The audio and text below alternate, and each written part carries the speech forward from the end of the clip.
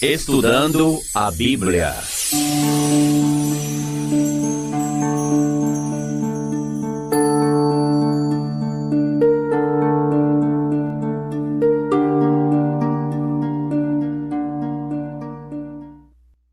Do ministério de Nosso Senhor Jesus, aqui expondo-se a publicidade, verso 23.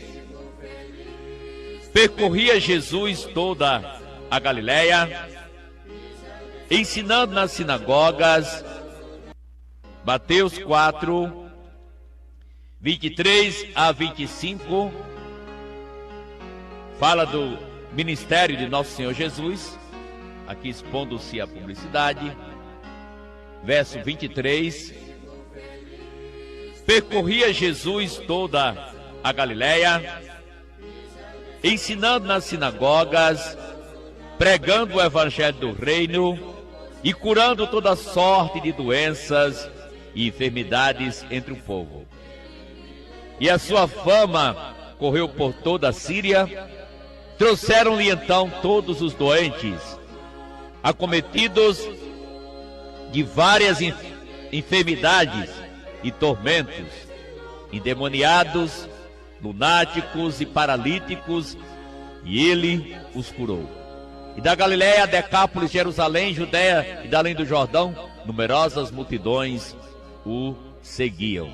Eu li Mateus 4, 23 a 25. Tratando a questão de fenômenos e maravilhas, sinais e maravilhas, é bom nos respaldar nos princípios da eterna palavra de Deus, porque existem em nossos dias, gente, muitos movimentos que frisam exatamente o curandeirismo.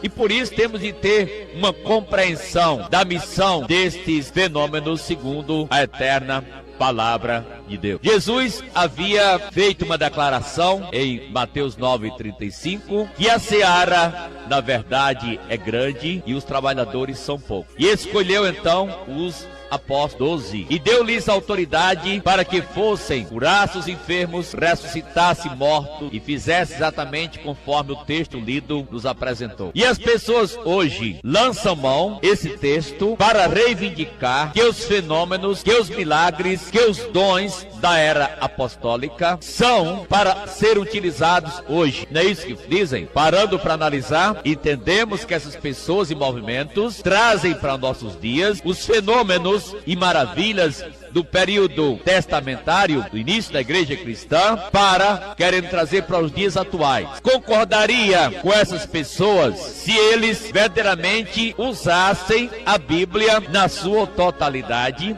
da forma como aconteceu, conforme Jesus orientou os discípulos. Lembramos que ao comissionar aqueles discípulos, Jesus lhes deu algumas instruções específicas, onde deviam ir a uma missão buscando as ovelhas perdidas da casa de Israel. Não podiam entrar em cidade de samaritano. Era uma missão específica para os apóstolos. E as ordens eram: curai os enfermos, ressuscitai a mortos. Eles tinham que curar os enfermos, eles tinham que ressuscitar os mortos. Não deviam levar ouro nem prata, cobre. Não podiam levar duas túnicas. Então, de uma certa forma, uma roupa eles conduziam. E tinham que pregar a mensagem: curar os enfermos, levantar mortos, purificar leprosos, expelir demônios. E eles vão e fazem como Jesus ordena. Agora, hoje, as pessoas que se apropriam desse texto dizem que o reino de Deus é chegado e que essas coisas têm que acontecer. E a minha pergunta é: acontece como o próprio Jesus comissionou aos discípulos? Essas pessoas levam alguma prata, algum ouro? Ou muitos deles ousam dizer que curam em troca de dinheiro, em troca de prata e de ouro e carregam uma mala tão grande que o avião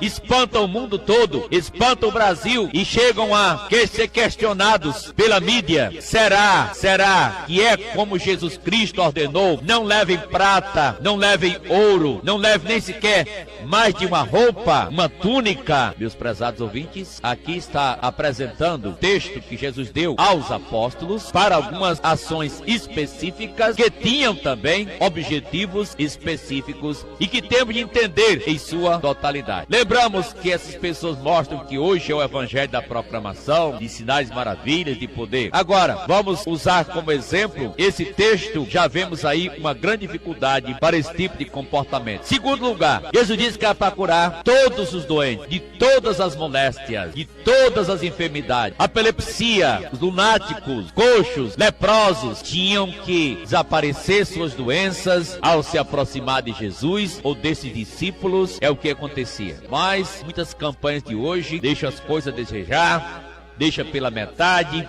Lá alguma perdida entre uma multidão, acontece um milagre. Note que a coisa não é conforme a Bíblia no Novo Testamento. É diferente. Eu não estou dizendo com isso que Deus não tem poder para curar e que Ele não cura. Mas estou dizendo que reivindicar os sinais e prodígios da era apostólica para os dias atuais vai deixar alguma confusão na mente do povo, pois quando Deus o fez, tinha um propósito e um objetivo no seu ministério. Qual o lugar que hoje esse tipo de coisa ocupa no ministério de Jesus Cristo? Qual o lugar que esse tipo de fenômenos ocupa na igreja, nas igrejas atualmente? Qual o lugar que esse tipo de fenômeno ocupa no evangelismo? Vamos lembrar que devemos começar com o propósito das coisas. Tudo tem que ter propósito, tem que ter objetivo. E um sinal em si, ele não é nada, mas aponta para algo sobremodo elevado. Vamos lembrar como se fosse os sinais na rodovia. Aquelas placas que estão na rodovia com sinais. Um sinal, a placa não aponta para si mesmo. Aquele sinal aponta para quê? Para algo mais importante. Cuidado, perigo, curva acentuada, reduz a velocidade, não ultrapasse,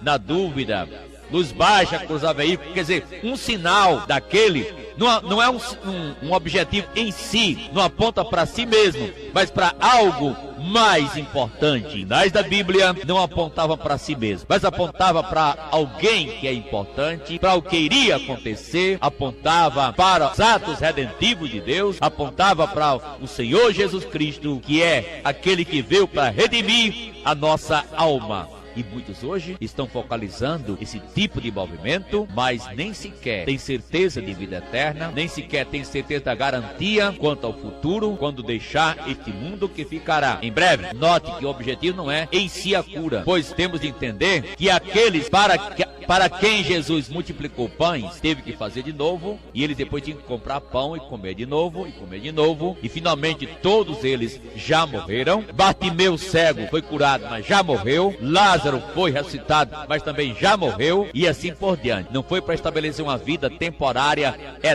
em cima da terra eternamente, mas para mostrar um objetivo que Deus tinha com esses fenômenos, que era trazer de volta a atenção do povo para aquilo que é básico, para os fenômenos de atos redentivos segundo a eterna palavra de Deus. Começando no Velho Testamento, sinais e maravilhas são eventos que são miraculosos, eventos históricos, atos redentivos, obras de poder. Fala dos atos redentivos de Deus.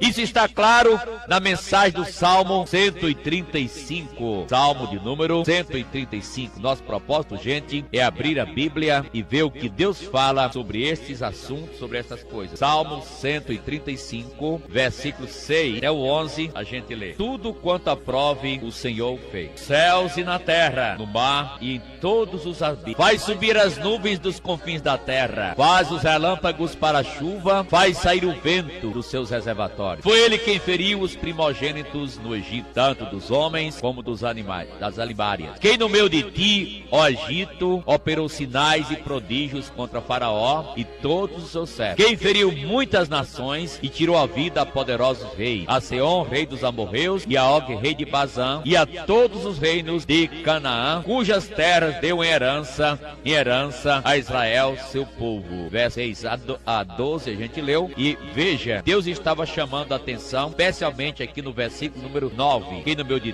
ti, o Egito, operou sinais e prodígios contra a Faraó. O que está falando aqui? Aqui está apontando para o que está em Jeremias, capítulo 32, versículo 21, que eu vou ler. Deixa a Bíblia comentar a si mesma. Jeremias 32, versículo de número 21. Tiraste o teu povo de Israel da terra do Egito com sinais e maravilhas, com mão poderosa e braço estendido, com grande espanto. Olha aí, verso 20. Tu puseste sinais e maravilhas na terra do Egito até o dia de hoje, tanto em Israel como entre os homens, e te fizestes um nome qual o que tens neste dia. Aí prossegue: tiraste do Egito a Israel. Note, os fenômenos do Velho Testamento está destacado o principal, que é o êxodo, a libertação do povo de Israel da escravidão egípcia, da terra do Egito. No Novo Testamento, estava pregando para os judeus e ele fez referência a estes atos redentivos, e ele mostrou em Atos capítulo 7, verso 36, quando estava pregando, encarando, mesmo confrontando os judeus, falou do povo de Deus quando saiu do Egito. Este os tirou fazendo prodígios e sinais na terra do Egito, assim como no Mar Vermelho, deserto, durante 40 anos. E ele agora segue apresentando Jesus, pois foi Moisés quem disse aos filhos de Israel: Deus vos suscitará dentre vossos irmãos um profeta semelhante a mim, e mostra assim que esse profeta é Jesus Cristo, mas mostrou atos redentivos que foram realizados por Deus, e o principal do êxodo, a Páscoa, a libertação do povo de Israel do Egito. Em Deuteronômio 28 e 46, sinais constitui também um julgamento de Deus, onde ele queira usar. Jeremias 32, 20, Deus fala claramente, o profeta fala que o povo precisava se arrepender, deixar seus maus caminhos. Apontava ato redentor de Deus, aquele que faz sinais para que o ser humano verdadeiramente entenda seu plano. Meu prezado ouvinte, é isso que está acontecendo hoje. As pessoas estão preocupadas em entender que Deus está mostrando na Bíblia com os fenômenos sobrenaturais, ou pessoas estão se propagando, realizando campanhas e chamando atenção para si, para seu movimento, para sua igreja, para pessoas particularmente, e fica esquecido o ato de redenção, fica esquecido exatamente aquilo que Deus é e que Deus faz na vida do ser humano. E eu ainda permaneço em Atos dos Apóstolos, voltando ao capítulo 2. Pedro estava pregando no dia de Pentecostes, versículo 19 do capítulo 2, se ler assim: Atos 2, 19. Mostrarei prodígios em cima no céu e sinais embaixo na terra: sangue, fogo, vapor de fumaça. O sol se converterá em trevas e a lua em sangue, antes que venha grande e terrível dia do Senhor. Olha, essa passagem de Joel 2,30 foi base no Novo Testamento para Pedro apresentar aqui o ato de redenção, mostrar Cristo e mostrar também o juízo, o julgamento de Deus contra aqueles que não aceitam a redenção em Cristo. Isso está também no versículo de número 22. Varões israelitas, atendei estas palavras: Jesus o Nazareno, varão aprovado por Deus diante de vós, com milagres, prodígios e sinais, os quais o próprio Deus realizou por intermédio dele entre vós, com vós mesmos sabeis, sendo este entregue pelo determinado desígnio de presciência de Deus, vós o mataste, crucificando por mãos de iníquos. Olha aqui, Pedro apresenta agora a Jesus Cristo através de mostrar os fenômenos sobrenaturais de julgamento e também de misericórdia de Deus em Cristo Jesus, o Senhor. Os apóstolos viram a vinda de Jesus como o acontecimento máximo e principal da nossa história. O primeiro evento redentivo foi o êxodo, a Páscoa, quando rios de sangue correram no Egito. Mas somente através do sangue do Cordeiro, o povo foi libertado da escravidão egípcia para sair rumo a Canaã, a terra que Deus lhes prometera. Isso muito representa, gente, muito nos lembra que nenhum sacrifício neste mundo pode resgatar, libertar qualquer pecador, qualquer fenômeno não não pode, mas o ato da cruz de Cristo,